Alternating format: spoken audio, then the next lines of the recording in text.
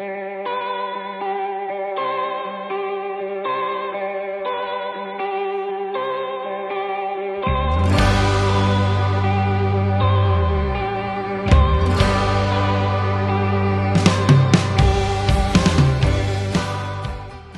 right, we are back, and my name is Luke Garrity. This is the Sacramental Charismatic podcast, and I'm actually super excited, Jeff, to have a conversation with you today.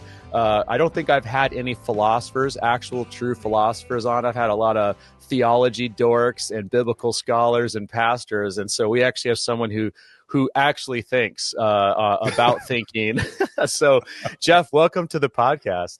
Thanks, Luke. I'm really happy to have the invitation. I'm delighted to be here. I've told you that I've had interactions with theologians, kind of regularly, but no one with a vineyard background. So yeah, this is great. Yeah. So you are a professor, and we've kind of interacted and met on X or Twitter at the time, because we've been interacting there, and I know you have a background connected to the Columbus Vineyard back when Rich Nathan was pastoring, I believe, right? Right. Yeah. That was so when I was in graduate school, which was over 25 years ago now. But yeah, for 2 to 3 years, yeah, we were at the Columbus Vineyard. Yeah, that's right. Yeah. Okay. So if you wouldn't mind, so for any listeners, I have some listeners that may have seen our interaction on social media, but how did, you're a philosopher now, you went to grad school, et cetera. Maybe just give us a synopsis, CV for podcast world. What would that look like? Sure.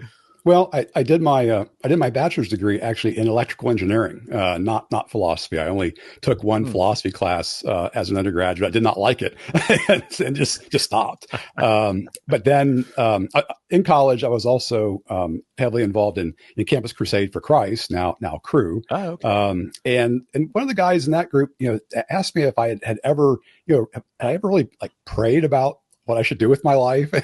I kind of thought, as long as I'm not doing anything illegal, God's going to be happy with anything that I do. So engineering was where my family wanted me to go. But then I realized late in the game that, really, I had never really considered, that what God might want to say about this. So I went and did I graduated with the engineering degree, and I did an interdisciplinary master's with J.P. Moreland, among others. So some of your listeners probably know him, from the vineyard as well. Yeah. And so in that time, and I didn't know what I was going to do with that degree. But during my time with JP, he kind of recruited me. Once he realized I could do the work, he recruited me into philosophy. I didn't know that's exactly what was happening at the time, but that's exactly where was that at? Well, that's a secret. Jay is at it's at Biola now, Talbot Seminary, but he tried to do what he's done in the MA program at Talbot at another Christian school previous to that, which I do not wish to be associated with. So you can look it up, but I have a master's degree from a conservative Christian school that, again, I would prefer not to be associated with. I gotcha. That's funny when people ask me about one of my degrees. I'm like, it was a reform school. That's kind of it. Yeah. So then I went on to do a PhD in philosophy at Ohio State.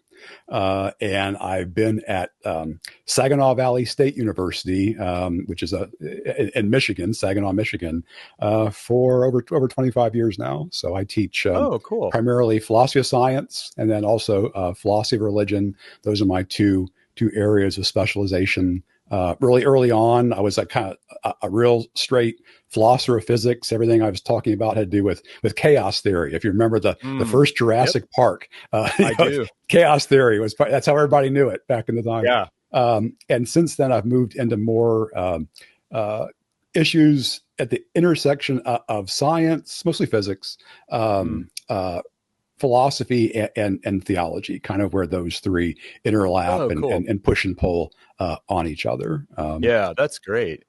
That's funny. I just saw, well, I shouldn't say I just saw, but I saw JP a few months ago down in Southern California. He's attending a friend of mine's, my friend Dave King's church, Haven Lane Ministries, in the Yorba Linda area. And so Dr. Moreland had left Anaheim famously, which I was so happy to hear. Right. And so actually, I shouldn't say Anaheim. I should say the church that was formerly Anaheim. But yeah, and so he's been speaking there too. And so I've seen a few of his sermons. So yeah, it's interesting because like in the evangelical philosophy world, he's like one of the prime dudes. So that's cool. Absolutely. So yeah. So so you got recruited into away from electrical engineering into philosophy. That's an amazing story. So you have been teaching for 25 years in Michigan, and you've been doing this intersection between science, faith. Just kind of like, it's really cool because I love interdisciplinary, integrative programs in general. I've always found those fascinating. But I'm kind of curious, like just for maybe some of my listeners who, I think there's a lot of people that are scared of philosophy. Sure. And evangelicalism and charismatic world have this like, there's this intrinsic like aversion to intellectualism at times, right? Absolutely. And there is like this anti-intellectual like undercurrent, which I feel like for my whole entire life I've been fighting against. But I'm kind of curious, like, why do you think philosophy or philosophers are important to the life and the health, and I'd say the mission of the church? Like, how would you articulate that?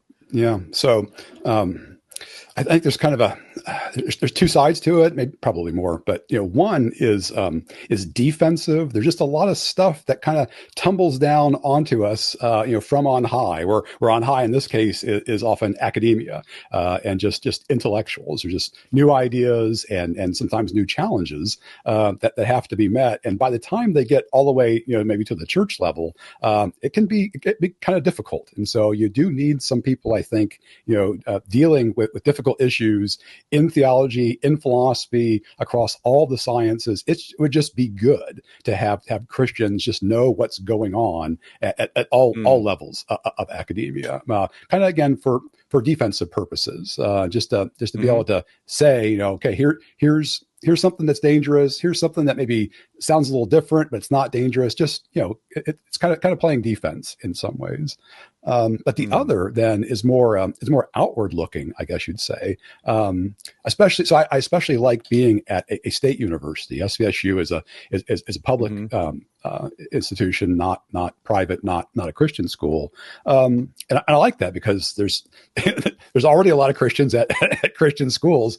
Yeah. I would like to be salt and light at a place that really needs it. So this was always the sort of university that I wanted to be at. And so, it isn't like this happens in class, but, in my writing and just my interactions outside of the classroom, just being able to articulate a Christian worldview on whatever the topic is, what a Christian perspective on whatever X, Y, or Z, just so that it's out there again in a kind of salt and light, sort of way. It also shows up in the classroom insofar as, like, I teach intro to philosophy. My former department chair used to teach that class, and David was an old school atheist. So like when he would teach the class, he was like, he would tell students, they really don't know for sure whether there actually was a Jesus of Nazareth. And I'm like, David, that is not up for grabs. When you were in graduate school, that might have been a thing. That is really not. That is not up for grabs. And so, what I would see, even as a TA, a teaching associate at Ohio State, being a grader for other professors, when they would teach this class, there would be little games that would be played. So things like arguments for existence of God. The pro side would be, some translation maybe from Thomas Aquinas. So it's being translated. First of all, it's 12th century. And it's being translated from Latin to English. The students hate it. They don't understand it. Okay. And then the con side is written, by someone very contemporary. It sounds good. They understand it. And the prof just says, you make up your own mind. But again, they've set it up in a way that it's going to be the decks. It absolutely is stacked. So the way I teach that class is going to be rather different. I'm still going to do both sides, but I'm going to give you the better readings and the better arguments from both sides and try not to stack the deck. Yeah, yeah. I think that's really important for Christians actually to do that. It's like I'm teaching this class on eschatology right now, and it's Hmm. funny because I believe that Christianity is eschatological by its very nature. I think that in our tradition, eschatology has always been, the kingdom is now and not yet. It's really Hmm. important. But I've kind of avoided doing eschatology classes for Hmm. 28 years Hmm. because it's like I grew up in that charts and maps and Sure. dispensationalism. But it was funny because last night I was telling our I think I've been kind of trying to take it from the perspective of like what's central. These are central like I'd say Nicene Creed, Apostles' Creed type of beliefs. And then with eschatology, there's a lot of things that are like secondary or third or maybe even seventh, like will Sure. there be a third temple? But I was telling our class how important I think when we're talking about these things, it's really good to try to strongman all arguments and, not do ad hominem or straw man. Like it doesn't help anybody to do that. And it Right. seems like with, as a philosopher, what you're talking about is part of it is just the methodology you would use as a follower of Jesus is you're going to avoid doing that too. Because I noticed in your CV that you've also talked a lot about ethics, or you actually have, there's a number of spots where ethics comes up, which is like pretty typical of a philosopher, right? Ethics is, Yeah. is part No, of it is. That's that half my world. teaching load. Yeah, Professional ethics at a school like this is very big. Yeah. So that's yeah. in some ways it's less interesting. There's no natural place or not many where like God comes into play. But Mm, even then, to make a case which is completely legitimate for a kind of a more objective approach to ethics, if students can wrap their minds around that, like the next step is, well, if there are real answers to ethical questions, hmm. right? Even if they're difficult to find, it's actually you take a realist point of view, meaning there are real answers to these ethical questions, whether we can figure them out or not. Hmm. That's a separate thing. If they can take that sort of approach, then it's pretty easy to say the same thing about religion. Religion isn't just a matter of it's not just subjective. It's not just kind of culturally relative. There are real answers out there. So I see students just get pushed in a more realist direction and less relativistic direction Mm. on all sorts of questions in my various classes. Yeah. Do you find, I think like maybe this, there's a lot of times there's these arguments for Christianity there's the ones that are happening in the context of debate or discussion between non-believers or agnostics or atheists. And then there's like insider, like Christians talking to Christians for all the reasons why they should be Christians. Mm-hmm. Cause I feel like I've heard quite a few Christian, and I think most of the time these are not actual philosophers. They're more just apologist type of Sure. people, but talking about how, that the idea of ethics or justice or right and wrong has to have a start. And they will often use that as the case for Christianity, I guess, is that there has to be a God who has, there is an ethic or a morality. Do you find those type of I guess topics or questions A, important, but B, convincing for people that are trying to pursue, I guess pursuing truth?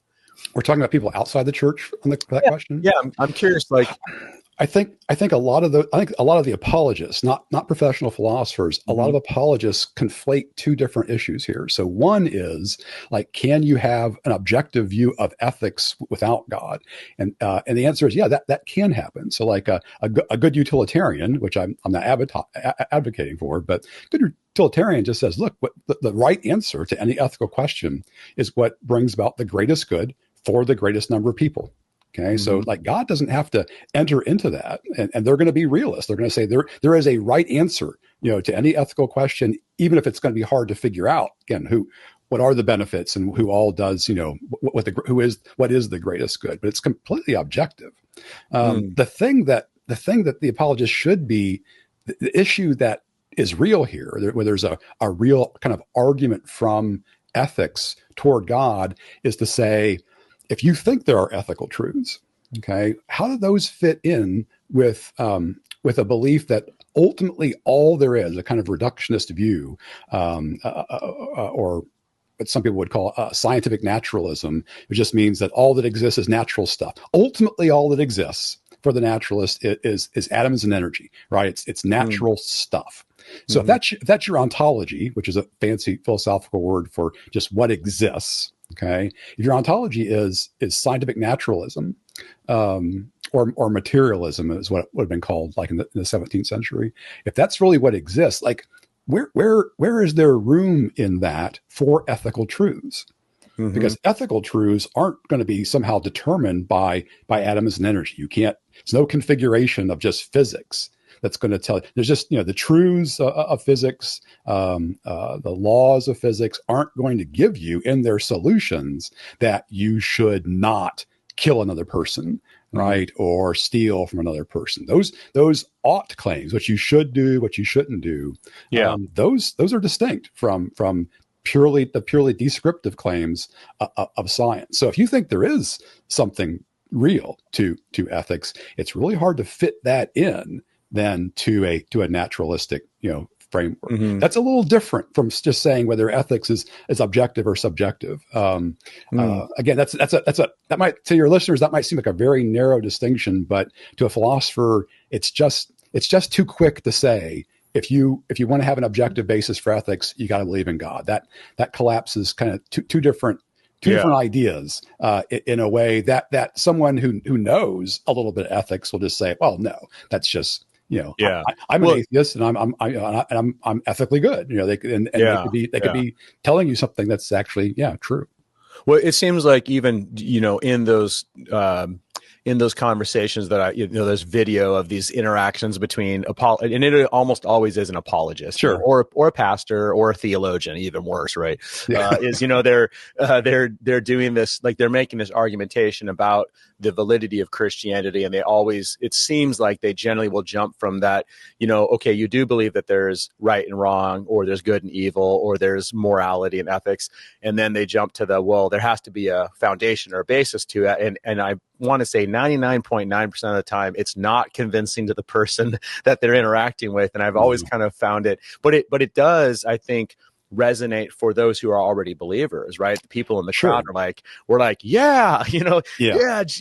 the Bible. Right. So I was kind of curious of, as a philosopher watching those exchanges, is there a different way you would go about that if you're interacting with somebody who is maybe not a skeptic, but maybe someone who is actually genuinely interested with a cohesive Christian worldview, so to speak, and you're wanting to make a case for, I guess for this observation that there seems to be a good and evil. I mean, I think almost everybody in the world would agree with that, to a plausible, rational, reasonable argument for the existence of a creator. Is that something you would do?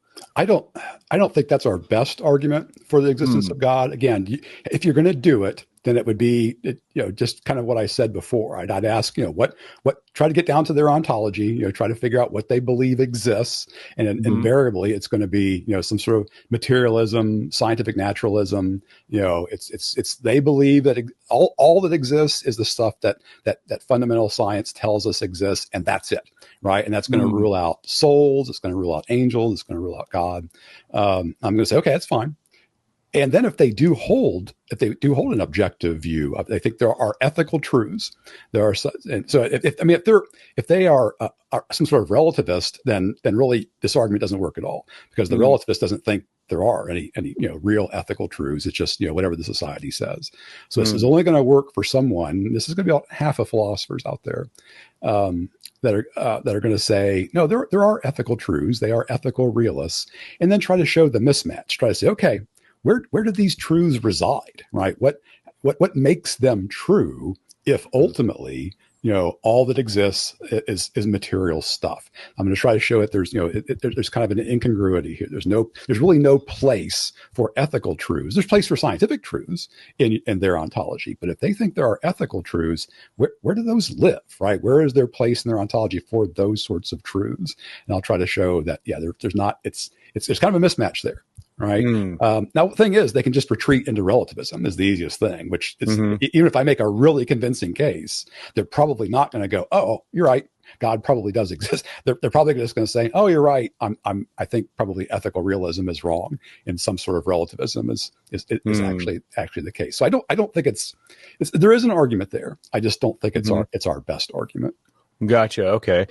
So I am curious of, what you would say are the best arguments for Christianity in a second here. But then before I ask that, I'm curious of, so like in our tradition in the Vineyard, going back to John Wimber, one of the primary methods of doing evangelism was what was called signs and wonders or power evangelism. This idea of, which is, I think it would be hard to argue against that from the Bible. I think Paul in Romans 15, in 1 Thessalonians 1, and in the entire book of Acts, it seems like it's a combination of what we would say words and works, or proclamation and demonstration. So, going out saying, hey, Jesus is the Son of God, he's also our Savior, etc. Get up and walk, those of you who can't. And there was so people were coming to faith in that with the supernatural, and that seems to be happening today as well. I mean, I hear reports of people in other countries. I've had personal experiences where I've seen, like when I went to Nepal, I watched so many miraculous things. I mean, and it's funny because as a follower of Jesus who believes in all that, I'm also really skeptical because I've seen all the nonsense and charismatic stuff. Right. So Absolutely. Yeah. So it's like the first time I saw like a couple like miracles, I went through like this whole grid of 10, like can't be this, can't be this, can't be this, can't be this. Yeah. And I'm like, it's exactly what I would do. Yeah. It's like, I'm like, the only rational explanation for what just happened is that God actually showed up. Right. I guess as a philosopher, I mean, do you think that is a very valid and should be still a central way of doing missions?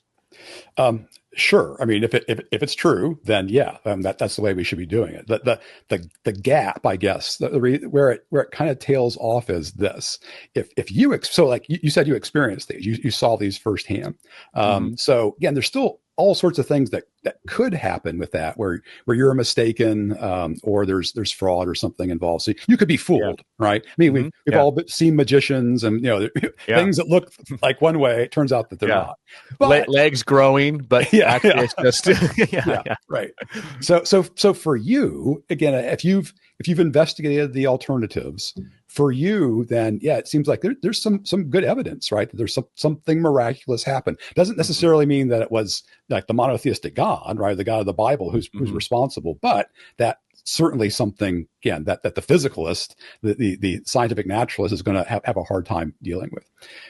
So for you, I think there's real credible evidence. Where it starts to tail off is when there's testimony involved, right? So now when you tell the story to someone else, like I like you, I think you're trustworthy, but I don't know you that well, right? And so I could be lying. Yeah. There's all sorts of things, right? Yeah. I could be just trying to get people to subscribe to my paid Substack. Exactly. It's you're selling a book, you want to be on TV, maybe you just want to be famous. There's all sorts of the philosopher David Hume in the 1700s just took you through all the other things that could be happening when it comes to testimony, right? You just flat out be mistaken, right? So sometimes people are misremembering, right? People remember their dreams and think that they were there's all sorts of things that could go wrong. And so what's more rational? Should I believe your testimony that something supernatural happened and that it really happened, or that one of these other myriad of things that could have happened, it is more likely? And the further you get, the less you know about the source, right? The more I know about a person. So I've got, I do have people that I know really well, and I know they're not trying to sell a book, and they're actually very careful about who they share certain things with, because they know it's going to sound kind of crazy. And I've observed them over time, and so they do for me then become a trustworthy source. But just because I hear something at church, or whatever, it's like, well, again, the further you are away from a trustworthy source, the less justification the hearer derives from the story. Does that make sense? Yeah. So I guess what I'm kind of curious of, so I hear what you're saying, almost like, so your second, third, fourth generation away from that, or that, or, people away from it. But I guess as a methodology for doing evangelism, you don't see any problem with people still carrying out the signs and wonders, the power evangelism methodology. No, I don't see a problem with it. Yeah, because I've always kind of, I guess, when in a perfect world, or like when I dream about what we could be, I have this idea of like people who are absolutely convinced that the kingdom does break in and that the Holy Spirit still continues to do these miraculous things, but then also can pivot as the situation calls for it and engage in a philosophical conversation about the meaning of life and the purpose of life, and not just be like, resort to like our power evangelism thing, right? Because it seems like, one of the big divides that exists in the church is that you do have like the intellectuals who are absolutely, they're chomping at the bit to be able to get into a debate about the, the meaning of life. And then you have the people who have no care or concern about those bigger questions, and all they want to do is pray for the sick, right? It's Sure. like we need to have both those. And maybe it's not just one person; it's just the church being the church and having everybody, function in their gifting or whatever. But here's the other thing too, as far as making the pivot away from signs. This is true for evangelism. This is just true within our churches. Making the pivot from that to something deeper, right? You get the people even within the churches that just start chasing the fireworks, right? And so whatever the hot story is, they're because that's really what they're after. Yeah, and this what sells. Sorry. That's what sells. I mean, that's what captivates the imagination. So right. To speak. And this was actually this was one of the Dallas Willard. You're familiar with Willard, yes? Oh yeah, yeah. So he went to a vineyard church. I've heard about it a lot. Yeah, good. Yeah. So Willard, Willard was generally pretty favorable about the vineyard, but he also thought that one of the flaws was that it often didn't make the pivot away from the signs and wonders into obedience, right? Into real discipleship and godliness. And it just became too focused on the signs and wonders. So that is a danger, right? If that's your fastball, that's great for using it for evangelism, but that can't be the only pitch, right? There's way more to Christianity than just the signs and wonders. Yeah, it's funny with the with Dallas Willard. So one of my co-hosts who I haven't been able to record a podcast with for a while because he's doing a doctorate right now, Wes. We've talked. We want to kind of troll the Willard followers because we both here's my observation about you guys then. All right, because I love Willard. I really do. I think a lot of the critiques he had about the vineyard were so spot on. But one of the observations I've had about a lot of the second, third, fourth generation Willard followers is that they're so heavy on spiritual formation and discipleship with very little missional theology and missional engagement. So it's kind of interesting how you see even, because I would say that I think Wimber, having read a lot of Wimber and engaged with a lot of Wimber was very much a both and, like signs and wonders and discipleship. It is because he talks so much about obedience, you can hardly argue that Wimber wasn't into that, and having listened to a lot of Willard, so Wimber was that. Willard was definitely a missional guy too. He definitely saw spiritual formation and discipleship as fuel for the fire, so to speak, of God's mission, So it is always interesting how the further you get away from, it's like we disseminate these maybe theological and practical theologies at work, but then the further away we get from them, it's like we forgot like 50% of the message, So I do like Willard though. I do want to go on record as it's fine. No, that's fine. And again, the people that I know, especially the scholars who are in the Willard vein, like JP, right? JP Moreland was a disciple of Willard in a lot of ways. We're all both and, right? So like Moreland's book, The Kingdom Triangle, right? So one of the parts of the triangle is going to be discipleship and spiritual formation, and another part of the triangle is going to be the ministry of the Holy Spirit. So it's all in there. And I should clarify. I should clarify too. We are frustrated at times by not Willard philosophers. Yeah, it's always pastors. That's sure.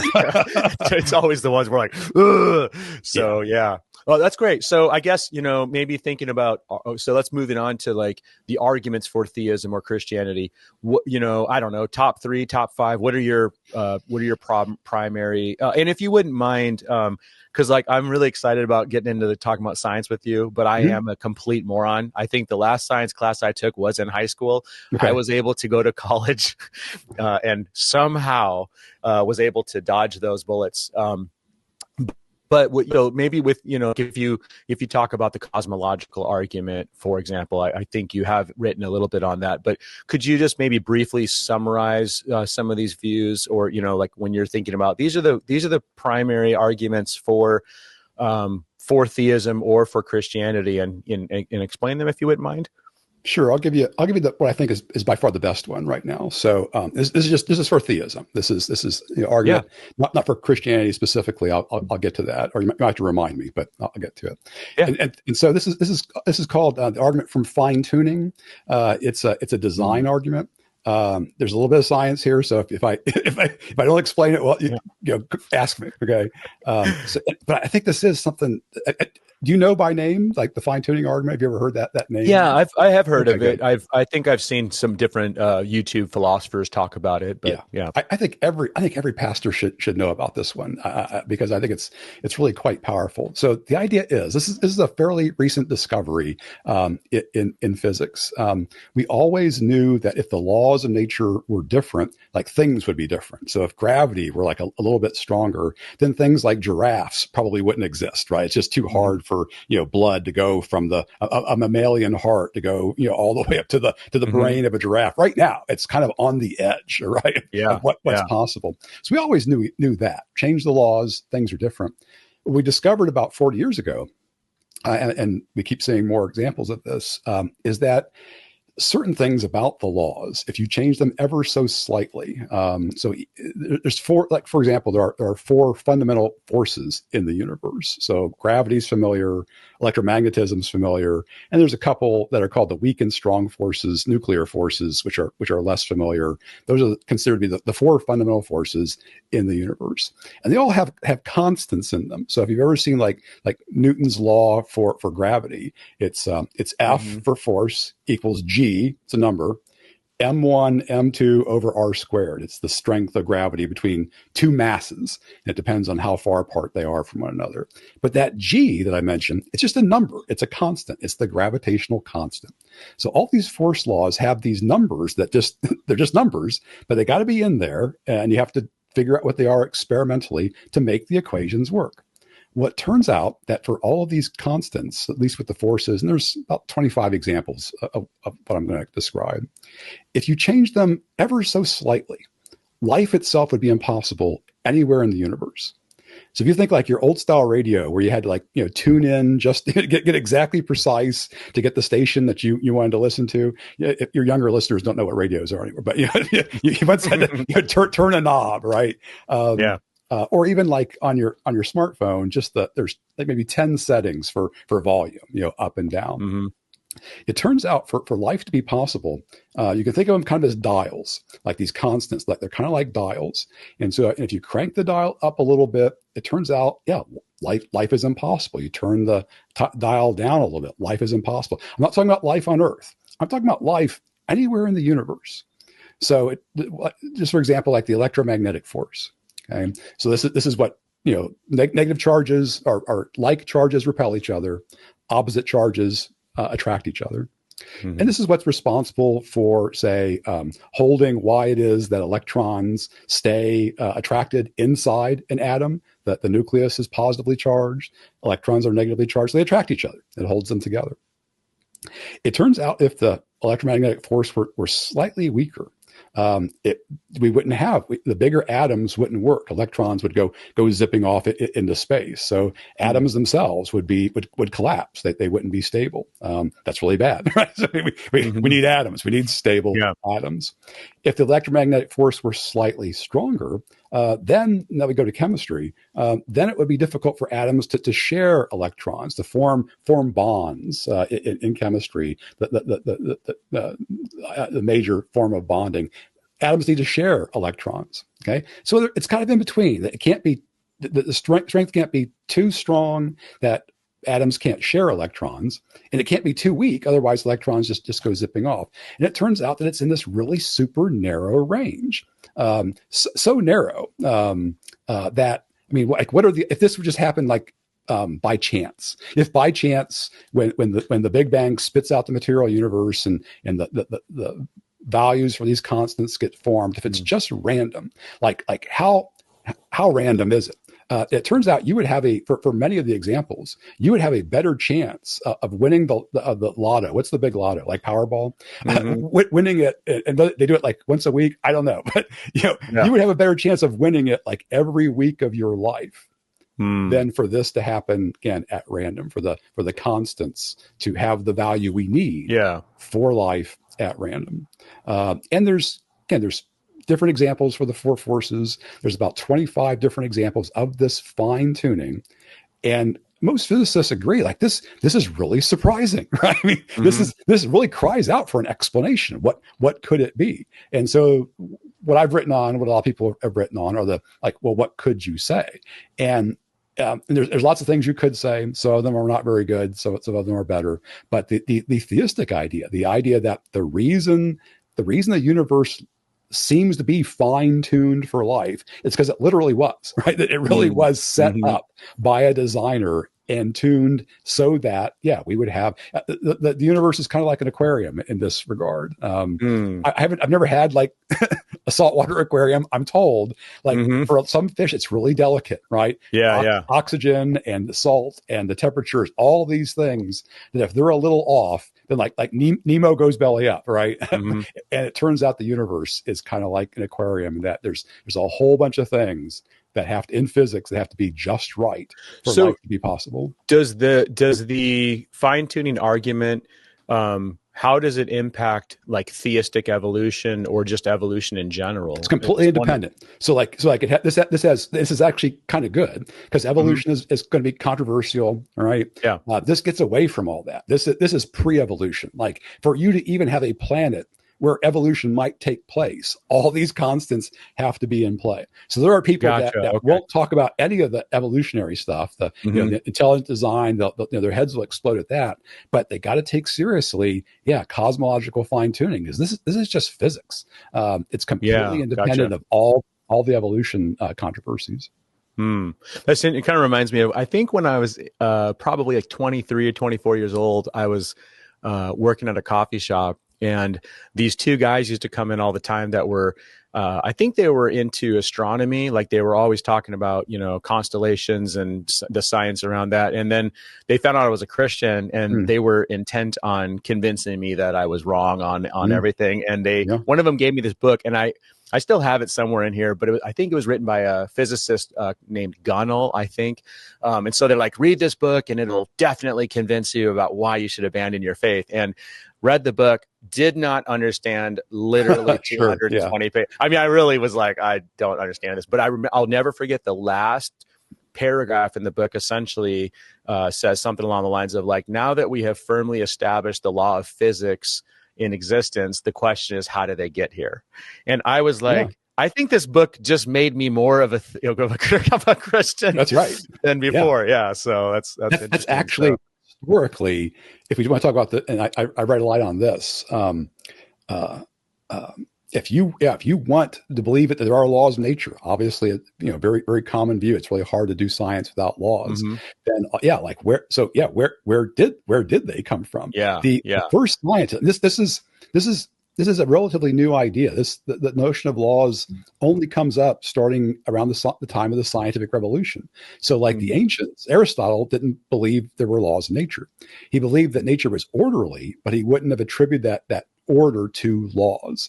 The notion of laws starts with people like Newton and Descartes and Boyle, again, people who start the scientific revolution, and they start talking about it in terms of the laws of nature. And all of them were Christians, right? They thought there were laws of nature because there is a lawgiver, that these all were just decided, literally just spoken into existence by God.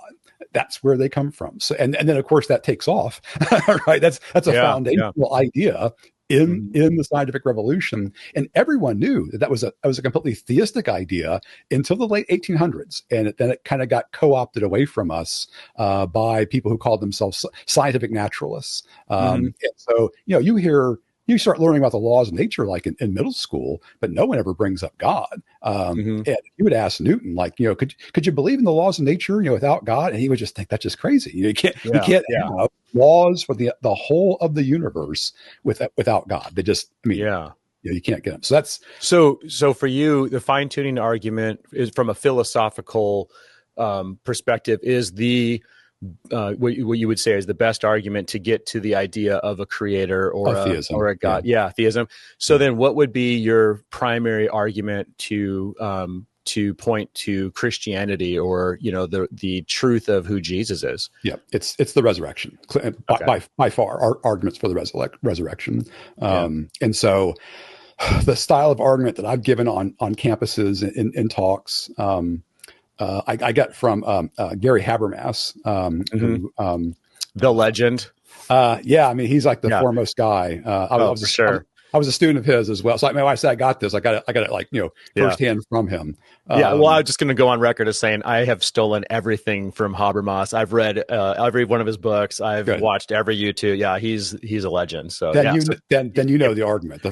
Give them to me though. I want to. Okay. I'm excited hearing them. Yeah, the minimal. His approach is, and this is not everyone agrees this is the best way to go, but I think it's rhetorically effective. The minimal facts argument. He says, okay, look, I'm not going to try to convince you, that anything's supernatural here. Just you tell me, you the critical biblical scholar, what do you accept biblically? Because almost no one just says, oh, it's all completely false. It's all just made up in the Middle Ages. And like even critical scholars will give you things like, oh yeah, the apostles believed they saw the risen Jesus, right? They're not going to say that it really was, right? But did they believe it? Sure. Did their lives change? Sure. But there's nothing supernatural about that. They will give you that there was this guy Paul, right? Who, because we've got his autobiography, at least the snippets of it, who was a persecutor of the church, right? He was not just a skeptic, right? He was actively trying to stop this new movement. Something happens to him, right? And he completely changes his life. Again, the skeptic isn't going to say there's anything supernatural about it, but they're going to give you that, there was this guy and this happened to him. So when you go through the list, there's like 10 things. There's like a list of 10 things that the critical scholar, will give you. And nothing in those 10 things is by themselves supernatural. I'll just add one more, that there was an empty tomb, right? So, they're not going to say how it got empty, but, was the tomb, there was an empty tomb involved, in what we think of as Easter morning. Yeah, there was an empty tomb. And so just those 10 things. Now what you say is, okay, what's the best explanation for these minimal facts? You the critical scholar, you give me an explanation that you think is better than supernatural resurrection. So something like, like hallucination. I think I mentioned that, earlier. Maybe it was just, the disciples, hallucinating. Well, the thing is, if it was just one person, right? Hallucinations happen, right? We know they do happen. So if you just had one person at one point in time who said, "Yeah, I saw Jesus," but if it's Mary at the tomb, and then nobody else, I think even the disciples would go, "Yeah, yeah, maybe I don't know, Mary. I'm not sure." Yeah. But the thing is, it's over a 40-day period. Right. So you've got, lots of different, appearances of Jesus, some in closed rooms, right. Where Thomas, Jesus seems to appear out of nowhere. It's the road to Emmaus, right. And he eats fish. That's a pretty robust hallucination when the guy's eating fish. So, so that just isn't the way hallucinations work, right. You don't get, a whole string of hallucinations by lots of different people in lots of different settings, all pointing, to the same thing. So really, given what we know about hallucinations today, that just doesn't seem to be a very good alternative explanation to what happened. So the strategy of the argument is just keep going. Give me another one. The disciples stole the body. Maybe it wasn't, Jesus didn't actually die in the tomb, on and on. This was a game that people played a lot in the 1800s. And none of those none of those alternative explanations fit the 10 facts that the critical scholar, will allow to, they're actually factual. And it turns out the only one that kind of survives is supernatural resurrection. And so I think that's actually pretty good. I think the best thing the critic can say in the face of that is something happened that wasn't supernatural. We just don't know what it is. As soon as you put it in a concrete theory, then you have to face those 10 facts, and those tend to shoot down, pretty much everything. Yeah. It seems like, I mean, it's funny with, Habermas, when it's like he uses Bart Ehrman, who's a big critic of the resurrection. He uses Bart against Bart because it's like, like you can't deny, this variety of historically accepted things that all scholars, pretty much accept. I've always felt like with the resurrection, because it's good. It's encouraging actually to hear you say that, because I always feel like the resurrection for me is the primary, I mean, I think to quote Paul would say, without it, we are screwed, essentially. We're still in our sins and our faith is futile. But it's like the most reasonable explanation after going through all the different hypotheses and ways that people have tried to get around the supernatural resurrection of Jesus. It seems like it's the most reasonable explanation of just, given what we do accept as being, being as historically reliable. So that's pretty cool. Yeah. I'm getting goosebumps just hearing you talk about it. It's like so exciting, because that is such a cool thing. So for you, just to kind of reiterate, so fine-tuning argument leads to theism. Yep.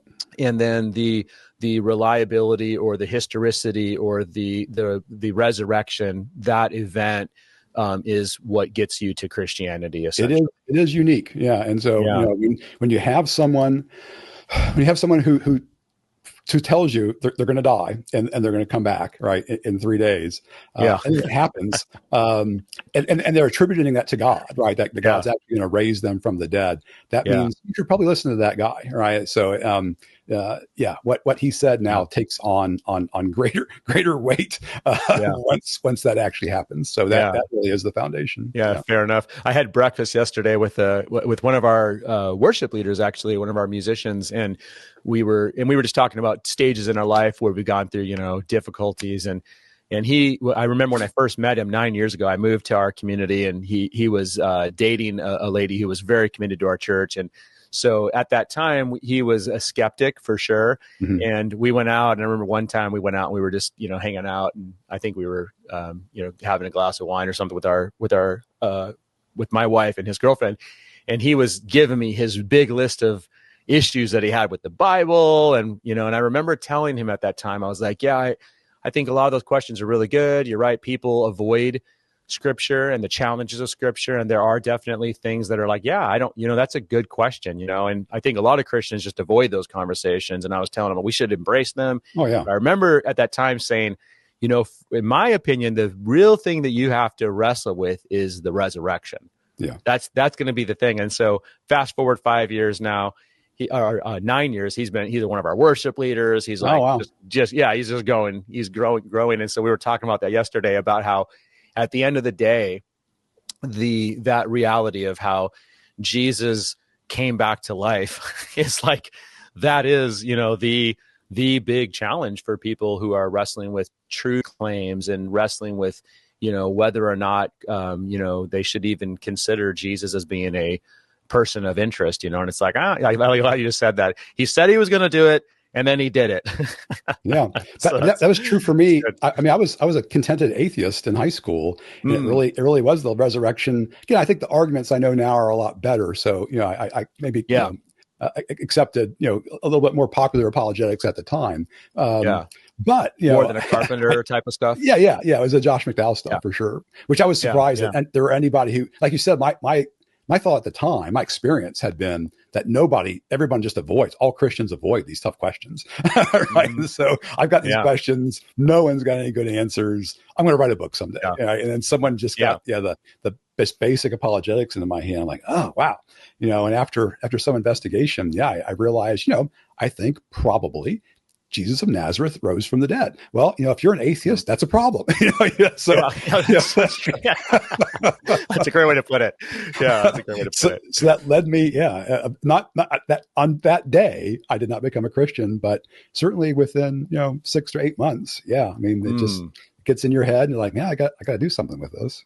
Oh man, that was I really appreciate you taking the time to share that too. So I'd like to kind of pivot. So in some ways talk about, you had mentioned Hume earlier. And I don't know if have you read or are familiar with Craig Keener, who's a biblical scholar. He wrote a book called Miracles. Yeah, he's got a 2-volume book, actually. Yeah. I have a I wrote an article one time, and one of the editors wanted me to include those books in my bibliography. So yes, I am. Yeah, because in his book he and I've heard him do this lecture at a Vineyard conference where he kind of uses Hume against Hume. And he shows kind of the circular reasoning and the argumentation of Hume in his anti-supernaturalism. But at any rate, this book is like, it's interesting because he's a biblical scholar. And so I've always kind of been curious. I wonder what philosophers think about some of his argumentation. But let me tell you a little story real quick. Yeah, please. So Hume, forever has been one of the go-to guys to just beat up on supernaturalism and all that sort of stuff, any sort of design argument and the like. He's got this real famous piece called "On Miracles," and almost every philosopher, that's too strong. A lot of philosophers, and even critical philosophers, realize that Hume's argument is terrible. So there's two halves of it. Yeah, it's the first half that really is terrible, because what he wants to do is come up with an argument that really makes it so that like miracles are just impossible. It's kind of some probability theory, kind of basic probability theory shows up in there.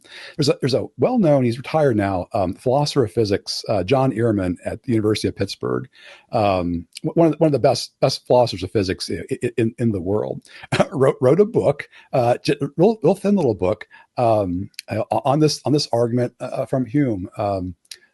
I wish I could remember the title now. It's something like Hume's greatest mistake, Hume's greatest error, or something like that. I did a review of it years ago, and he just shows, like, on just using good probability theory, his argument is just garbage. I mean, and he should have known that it was garbage based on what was available to him. Yeah, and Hume was, he was brilliant. He, in other areas of work, you're like, oh man, that's kind of what Keener essentially did, is he I can't remember the exact arguments, but he like shows his like 7 logical conclusion movements, and he's like, they actually are defeated by Hume in other areas of Hume's work and whatnot. But so I'm kind of curious about this. So as a guy, and I guess moving into like maybe the vineyard a little bit, or churches that are vineyard adjacent, where there's this this kingdom theology at work. I guess what was attractive to you about the vineyard at that time? Obviously Rich Nathan is known for being a very good communicator, preacher. I'm sure that weighed in a bit of it, but I'm kind of just curious, like, what was attractive to you about the vineyard? And then our interaction, you've kind of hinted at, you've been curious, or you've been kind of like wondering, hey, what's going on with the vineyard? I'm just kind of curious what has made you attentive to the vineyard movement. Well, I was a non-charismatic evangelical from the time I became a Christian, really into my doctoral studies. But friends of ours, the church we had been attending, had started going to the vineyard, and had some friends that were in the vineyard at the time. Actually, the other Columbus vineyard, not the big one. And so we started talking. At the time, I couldn't even give you a distinction between like charismatics and Pentecostals. They were all just in this big amorphous group of weird stuff. Crazy. I don't want anything. I don't want any part of. So they kept talking, and my wife got curious, and I can't remember how, but someone asked me to read Jack Deere's first book, and so I read the book, and I'm like, wow. So because the testimony of a skeptic, right, who then changes his mind, is really powerful. If you go back to the resurrection we were talking about before, that little datum, right, of Paul does a lot of work. And we were talking about this minimal facts and these alternative explanations. Yeah, the testimony of someone who was hostile and then comes around the other side, that does a lot of work. And that was always like part of my case for Christianity. Well, now you had, with regard to signs and wonders, the ministry of the Holy Spirit, you had Jack Deere, who had been likewise a skeptic, had all the argument. Dallas Seminary prof. Yeah. And so first of all, he takes you through the arguments, right? And so I teach logic. Logic is part of philosophy, and I realize the arguments, the cessationist arguments, are just bad, right? On biblical grounds, they really are just objectively bad. And then again, you have this guy who went from skeptic to open to actually saying, no, this stuff is real. And so that was enough for me to say, just to be intellectually honest, I have to look into it, right? If I'm going to say that someone like Paul is really important in the case for the resurrection, then I've got a very parallel case with Jack Deere. I need to at least investigate. So that got me in the door. That got me into the door at Columbus Vineyard. And then, like I said, then Rich Nathan was pretty important. Rich had been a law professor at Ohio State before he became the head pastor at Columbus Vineyard. And so he obviously intelligent. Made a case for what he believed. It wasn't nothing was just a matter of faith, right? He wasn't just asking to take his word for it, or that we have this figured out and you should believe us. He made a case, and so I then over time went from skeptic to agnostic, kind of in the middle, to open. You're talking about I guess the kingdom theology with is that what you're talking about? Kingdom theology, signs and wonders, the more supernatural ministry of the Holy Spirit. Spiritual gifts and all that, active today.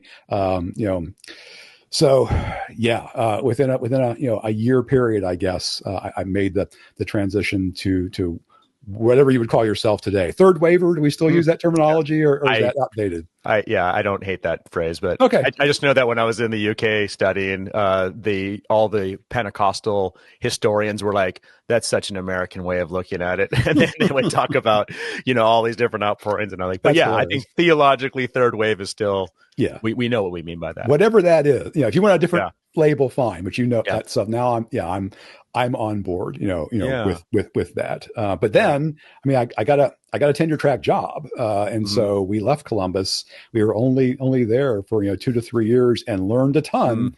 And then, tried to kind of, take it with us, when we came to Saginaw. So I have not been officially in a vineyard since then. Part of me finding you on Twitter and elsewhere is just trying to keep up with the movement as best I can. I still listened to Rich's sermons for years. Got back when they were still shipping them on cassette tapes.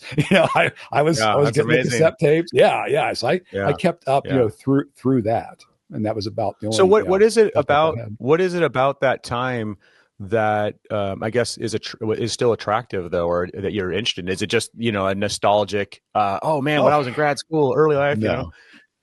It's that I think the arguments in a large extent have been won. The cessationists are kind of in retreat. Everyone agrees that, at least in principle, the more supernatural stuff can happen, right? They just don't leave much space for it.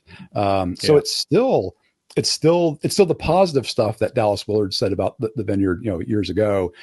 It's experimental, right? That you're in there trying to, see what works and see what doesn't, and build on the good stuff and try to leave the bad stuff behind. So yes, I think we desperately need. I think I've seen a lot of people that have walked away, and children of friends that have walked away, and I think mainly what they just needed was one concrete event where they would do the same calculus you did, where they go through all the alternative explanations and they think, really, I think this was supernatural, right? This is not something you can just reduce to atoms and energy. If they just had one of those, they didn't have one, right? So I still think, it's important. If there's one thing I'm disappointed about, and you can tell me what you think about this as a vineyard theologian. One thing I came out of the Columbus Vineyard with, the kind of the attitude at the time, was that the reason we don't see more supernatural stuff in the churches is we just don't give space for it, right? And so if you just did give space for it, like the Holy Spirit will show up. If you build it, they will come.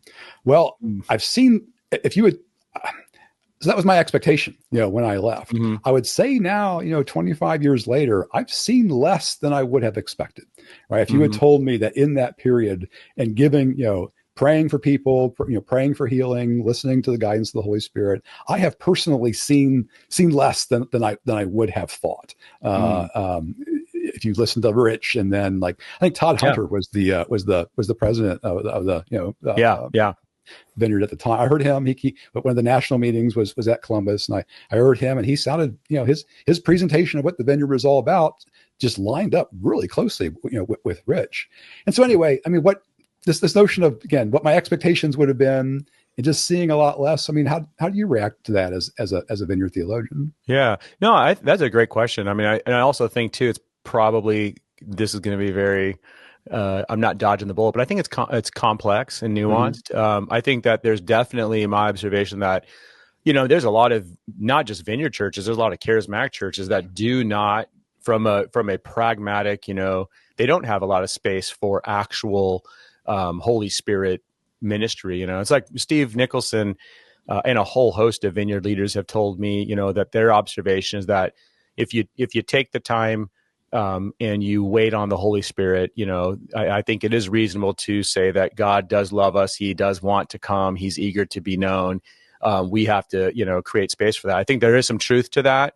So the churches that don't pray for the sick, for example, yeah, of course you're not going to have any healings, happen.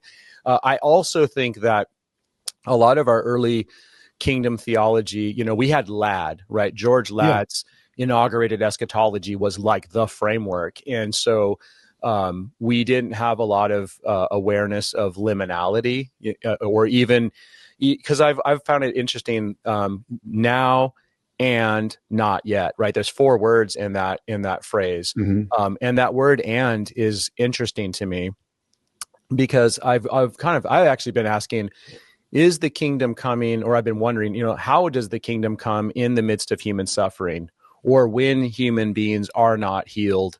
Do we just walk away and say, well, the kingdom didn't come? Or is it possible that the kingdom came in another way? I don't have an answer for that too, but because I would say, gosh, so I went to Toronto.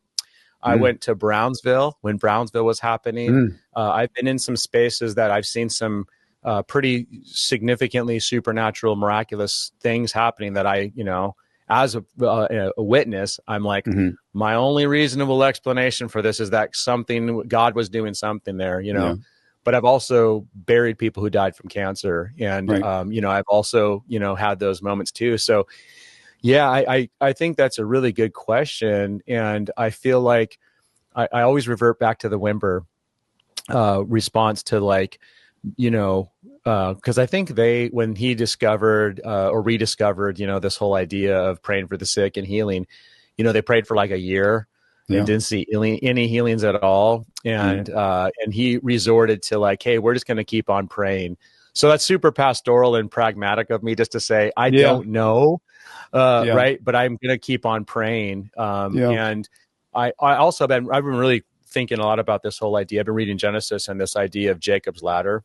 I'd be curious to, you remember that story where there's this vision, and there's there's this ladder between, and there's angels going up and down. And it seems like there's something unique about that, because even with we were just talking about last week with the Asbury outpouring, there was something unique happening in that moment. Everybody I've talked to is like, yeah, this is something special. And I've been around a few, again, Toronto, Brownsville, there seemed to be, so the skeptical part of me is like, there's some type of a euphoric, because I've always thought about the Quakers. Why is it that they all shook? And that was what they became. I think it's possible that there was a subconscious psychological, this is how we respond to God's presence. So it doesn't demean or minimize the reality of God being present there, but this is how we respond to it. So it's both and type of thing. So it's like, I wonder if there are times and seasons, we see that in scripture, right? There's the renewal, the refreshment that comes from the times of the Lord. So, but I don't know. What do you think? I mean, do you think we suck? Let me ask you another question. So I know you're supposed to be interviewing me, but I don't know too many Vineyard theologians. one thing I've speculated is that, see, like Wimber seemed to think, again, that all the gifts could be present to any person, right, at any given time, just based on the need. And I've wondered if, in fact, he's kind of a humble guy, right? And so he didn't think he was personally special. So of course that's got to be, it's got to be like anybody can get these at any particular time. He's not, this super guy that God would, bestow these gifts on. I kind of wonder if actually he was, right? If he was like specially gifted, and in fact you're just not going to see like all that stuff in lots of other places. And so he was just wrong about how ubiquitous, all this stuff should be. Yeah, I mean, I think what you see for sure. I mean, I'm not in the Vineyard. I think our whole approach to the fivefold ministry is not. We generally take functional approach to those ministries rather than offices or not. Yeah. So, and I think that's kind of a typical third wave thing. But I have a hard time not looking at Wimber and saying at least apostolic, at least apostolic, and some of those early. I mean, Rich. I think Steve Nicholson. Some of our because there were a lot of leaders back then, and not all of them were Steve Nicholson's or John Wimber's. Right? It was like the cream kind of rises to the top, and so extremely gifted, extremely effective. So yeah, I think you're right. There's definitely, I mean, because I think we have to wrestle with the reality of the state of where we're at right now. I mean, a lot of Vineyards has been in decline for a number of decades now. We're not like the cool kids on the block anymore, right? Yeah. So yeah, I think you're right. I do think that there has to be some acknowledgement of the uniqueness of that moment. And, in some ways it's like Wimber was his theology and his message was actually so successful that it kind of rendered itself no longer relevant. And I'm not the only one. I'm not the one who came up with that. I think that Tom Lyons has mentioned that multiple times, but it's like, the whole idea of give it all away, and like come as you are, and the now and not yet, and the naturally supernatural. Those things are so common now in most churches that it's like kind of like what you said, the cessationists, there's a few of them out there that are still trying to make their case. But for the most part, everybody's kind of come to the conclusion like, those are all really bad arguments, So yes, at least in terms of level of arguments. Yeah, no, that's good. So I'm happy with that. Yeah. But I mean, it is interesting to me though, like I've seen some, when I've gone to other countries, this is what kind of is in the back of my mind, is because I think one of the cessationist arguments is that we no longer need those supernatural gifts because we have the Bible now. And it's always been kind of well, in Western society, if you can just make a really good theological argument, then they will just come to the faith, right? Right. It doesn't seem to work. But when I was in Nepal, I was in Nepal for like 3 weeks. And I mean, the amount of miraculous, people being radically healed from crazy things was, it was overwhelming to me. Even as a charismatic, I was kind of like, I had this Copernican worldview, like shit. I was just like, oh my gosh, I don't know what to do with this. Yeah. I'm used to like pray for 20 people. One of them no longer has a headache. Right. Right. Yes. It's like not like tumors disappearing, because there were doctor verified, things like that happening. I do still think that there is something with that, where it seems like the kingdom inbreaking is connected to major missiological shifts, or because even when you look at in the book of Acts, right, the 5 major spirit baptism or empowerments that happen. Like there's significant things, barriers being jumped in those, So sometimes I wonder if like maybe that's the thing, like today we've gotten past that. I don't know, but I'm not a philosopher though, so I don't know. No, that's again. There's a lot of part of the problem is we don't have enough information, right? That's always been you can't do it. It's hard to experiment on the supernatural. Especially when there's a person who's making decisions, God is making decisions, along the line, and not explaining them. Something like that, what you described, or even wondered if the Western world is not in some sense in judgment, for different things. Even again, even American Christianity for various reasons might, that we have, focused on the wrong things and gravitated, to it.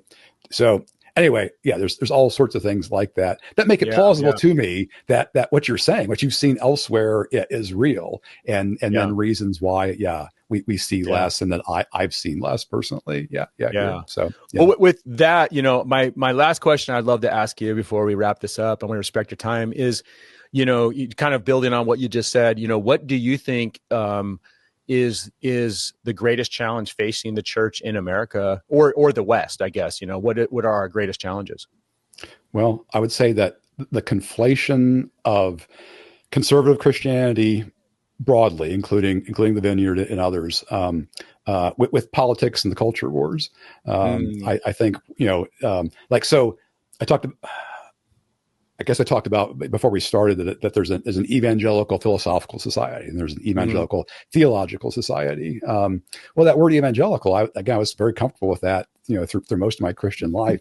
Now that word evangelical, has a strongly political, resonance to it, to the point where for a lot of us it's uncomfortable, right? We don't want to give people the wrong idea that you have to have a particular politics, right? Yeah, like you have to qualify that word now. And I'm like, for me, I'm always like, okay, so there's this guy, his last name's Bebbington, and these are the 4 things that he said about evangelicalism, and I'm okay with that, but I'm not sure if I'm okay with the way that CNN or Fox News uses that word. Yes. Yeah. So. Gotcha. But what I hear is that our brothers and sisters elsewhere in the world, especially below the equator, are still pretty happy with using the word evangelical. And they say, no, you can't just change this because it's not it's not convenient for you anymore. We still like this, and I certainly don't have an alternative. Right? I can tell a story like you did about the quadrilateral and stuff. But, but people are already they're clocked out like in the first minute you say quadrilateral. Exactly. I think that's right, but I need a name right now. I think that conflation is getting worse. Maybe it will get better, but it has been. I think it's been so. Just like here I am teaching at a state school, and I'm the faculty advisor for Cru, for what used to be Campus Crusade, and both here and at Central Michigan University, which is slightly bigger than SVSU. The campus ministries are having a real hard time. And so that the numbers and the like are really, really down from what they used to be. And I think this is part of, about this, like the rise of the nuns, where the nuns, the people on the, when you do a survey that they're nothing in particular, right? They're not Christian. They're not Buddhist. They're nothing. The rise of the nuns, that seems to have plateaued, but it's still a pretty dominant group. So I think at least part of that is the idea for the, just the average, kid on campus, and my average student is Christianity, at least conservative Christianity, is all wrapped up in the culture wars and all that. And they don't want, they don't find that attractive. They don't want to have to get in a fight and the like. And maybe they don't like the side that is, thought to be represented, by that part of Christianity. So they're just checked out. I think right now, this is not what if you had asked me what was 10 years ago, what I thought was going to be, the big problem, this was not it, but I think this is it. That was not on your bingo card. No, it absolutely was not. This was not the way things were going, but this is where we are today. And I have a hard time. I have a hard time trying to disentangle it because people don't want to. If people are really in the culture wars, that's really what they do, to the point where you have, I just hear this anecdotally again and again, where pastors, they're just preaching from the Gospels. This is what Jesus said, and they get accused of being woke or something because they're talking about, the poor or something like that. And it's like, it's just the Bible, it's Jesus. And they get pushback for that. And I'm like, I don't know what to do with that. I mean, I just don't know what to do with that. No, it is interesting. The challenge right now, because it just seems like there's so much demonization on all from all ideologies. Because I've noticed that too. It's like I've been telling like Doug and Tom, we talk a lot about this. It's like it's kind of like at this point in time, you are in such a, this radical middle is almost impossible now, because you're not conservative enough for some people, and then you're right. and then you're not progressive enough for some people Yes. on sexual ethics, and Right. it's like, man, yeah, I don't know, it's really, really challenging to navigate these different concerns. So I think you're right, though. I think that's why I don't know if the center, and by the center I mean kingdom theology, I don't know if it can hold. I feel like I've been in this experiment for the last 28 years of ministry, trying to see, can the center hold. I still hope it can, but at the same time I'm increasingly unsure of whether that kingdom theology can, because it seems like we are now replacing kingdom with these localized, earthly political systems and agendas, and it's like, man, it's not going well. So I think I still think the kingdom theology is correct, but like you said, it keeps getting getting eaten at from both sides. Yeah. So it is, and co-opted. It's hard. Yeah, absolutely. Yeah, co-opt is the right word for it. Yeah, so that's the top of my list right now. Yeah. Okay. Well, I think you're right. I would like to co-sign that Jeff argument. So, hey, seriously, this has been one of the. I think I emailed that to you. I was like, I've been so excited about having you on, and I hope, man, it'd be great if we could have you on again in the future. But, man, thank you so much. What would be a good way for if there's listeners out there like, oh man, I gotta stay connected with this philosopher? Is X, Twitter, is that the best way to do that, or are there books you've written? Yeah, so I am on Twitter. I do less than I used to. I'm on Facebook, but don't do a lot, with either one of those really. I do have 2 books out. You can find me on Amazon. Just put in Koperski, Koperski, and I will put a link. My books. Okay, I'll put a link to your books in the description for sure, for anybody who wants to pick those up. Yeah, and then there's a website that it's kind of like social media for academics, where you put like drafts of your papers and stuff like that. So if you go to academia.edu or search academia.edu Koperski, you can find drafts of like all my papers, some excerpts from my books, and you can see what it is I'm about. I will say that, like, for my books, before anyone goes out buying them, these are mainly aimed at other like scholars and students. These are not popular books. So when people in my church find out I wrote a book, I tell them, look, especially like it's around Christmas time, I say this is the perfect stocking stuffer for absolutely nobody on your list. So, so you can buy it, but just be warned, right? This is not. This is not a typical book that you're going to find. That's like when vineyard pastors will find out that I wrote a dissertation on sacramental theology in the vineyard, and they're like, "Oh, I really want to get a copy." I'm like, "Please don't." If anything you could do, don't read that. This was not written for you. Yeah. So anyway, hey, I'll definitely put a link. Oh, yeah, absolutely. You have open invitation. Yeah, I think we will do that for sure. And I'll put a link to all of your content so for those of you listening or watching, there will be a link in the description, so you can stay connected to what your work is. And so I just thank you so much. It's been great. Our relationship over social media, this is one of the redeemable aspects of social media, is that every once in a while I'm like I meet people, I'm like, oh man, I know that I love that guy. So thank you so much, man. I appreciate it. Absolutely. I mean, I've been very happy to be here and had a great time.